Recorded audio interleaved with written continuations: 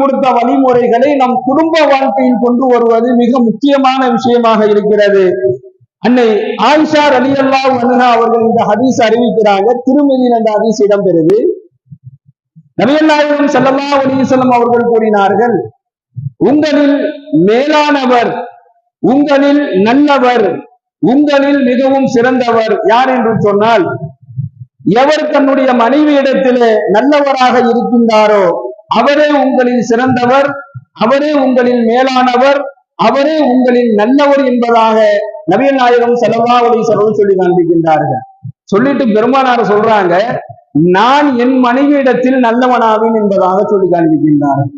அப்போ யாரு தன்னுடைய மனைவியிடத்துல சிறந்தவராக இருக்கிறாரோ அவரே சிறந்தவர் என்பதாக இந்த ஹதீஸ் நமக்கு சொல்லி காண்பிக்கின்றார்.